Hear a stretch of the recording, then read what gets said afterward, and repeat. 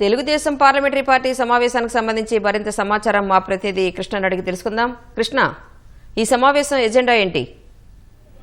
రాణి, ఏదైతే Telugu Desam parliamentary party సమావేశం కొద్దిసేపటి క్రితమే ఉండవల్లిలోని ముఖ్యమంత్రి చంద్రబాబు నివాసంలో ప్రారంభమైంది.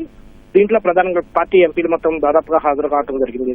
ఏదైతే ఈ నెల 31 నుంచి అటు బడ్జెట్ సమావేశాలు ప్రారంభం కానున్నాయి, అక్కడ రాష్ట్రానికి సాధించాల్సిన విధుల మీదే ప్రధానంగా ఈ సమావేశం జరుగుతున్నట్టుగా తెలుస్తుంది. ఏదైతే ముఖ్యమంత్రి చంద్రబాబు ఇటీవలే దావోస్ పర్యటన ముగించుకుని రాష్ట్రానికి తిరిగి వస్తూ ఢిల్లీ మీదుగా వచ్చారు. ఆ సమయంలో ఆయన కేంద్ర ఆర్థిక మంత్రి నిర్మలా సీతారామన్ తో కూడా భేటీ అయ్యి రాష్ట్రంలో కేంద్రానికి బడ్జెట్ కేటాయింపులకు సంబంధించిన ప్రతిపాదనలు కూడా అందజేయడం జరిగింది. దీనికి సంబంధించి అటు బడ్జెట్ ప్రతిపాదనలు అటు మిగిలిన అంశాలు దాదాపు 15 రోజుల పైగా ఈ సమావేశాలు జరిగే అవకాశం ఉన్నందున దీంట్లో రాష్ట్రానికి ఏదైతే ప్రతి ఎంపీకి ఒక సమన్వయ బాధ్యత అనేది సీఎం గతంలోనే అప్పగించడం జరిగింది.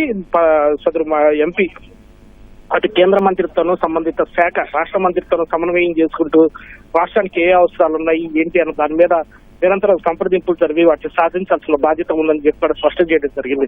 దానికి సంబంధించిన ప్రోగ్రెస్ నివేదిక ఇప్పటి వరకు ఏఎంఐ ఎంపీ తమకు అప్పగించిన శాఖలకు సంబంధించి ఎలాంటి అంశాలు సాధించారు, ఎలాంటి పురోగతి సాధిస్తున్నారు అన్న అంశాల మీద కూడా తాజా సమావేశంలో చర్చ జరుగుతున్నట్లుగా తెలుస్తుంది. వీటితో పాటుగా ఇక రాష్ట్రానికి కేటాయింపులు ఏ విధంగా సాధించుకోవాలి ఏంటి, దాని తర్వాత ఫర్దర్ ఫాలో అప్ ఏదైతే ఒక ప్రతిపాదన రాష్ట్రం తరఫున ఇచ్చాక దాన్ని నిరంతర సంప్రదింపులతో ఏ విధంగా ఫాలో అప్ చేయాలి ఏంటి అన్న అంశాల మీద కూడా ఎంపీలకు సీఎం చంద్రబాబు దిశానిర్దేశం చేయనున్నారు. ఏదైతే ఎంపీలంతా రేపు రాత్రి కానీ ఎల్లుండి రాత్రి కానీ ఢిల్లీ వెళ్ళనున్న ఇవాళ సమావేశంలో దీనికి సంబంధించి ప్రధానంగా చర్చ జరిగే అటు పార్లమెంట్ సమావేశాల్లో అనుసరించాల్సిన వ్యూహం, రాష్ట్రానికి నేతల మధ్య సమన్వయం తదితర అంశాల మీద ప్రధాన అజెండాగా ఈ సమావేశం జరుగుతుంటారు.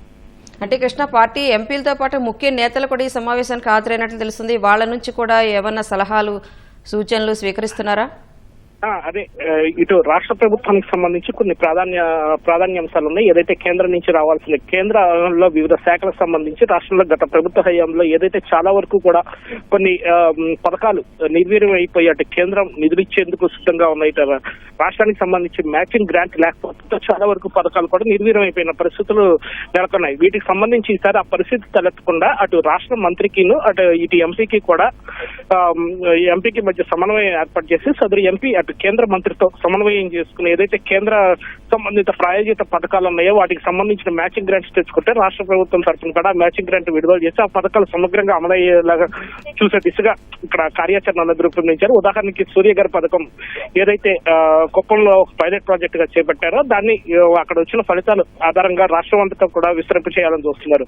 అలాగే ఈసారి బడ్జెట్ లో కూడా రాష్ట్రానికి ఏదైతే ఎన్నికల హామీలో ప్రతి ఇంటికి తాగునీరు అందిస్తామని చెప్పి సూపర్ 6 పథకాల్లో ఒక హామీ ఏదైతే ఇచ్చున్నారో దానికి సంబంధించి జల్ జీవన్ మిషన్ లో భాగంగా రాష్ట్రానికి సంబంధించి ఈ పథకం సమగ్రంగా అమలు చేసేందుకు కేంద్రం నుంచి కేటాయింపులు తెచ్చుకోవాలని చెప్పి కూడా ప్రభుత్వం భావిస్తుంది.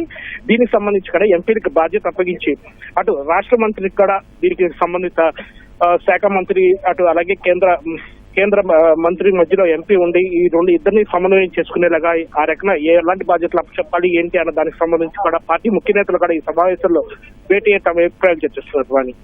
ధన్యవాదాలు కృష్ణ.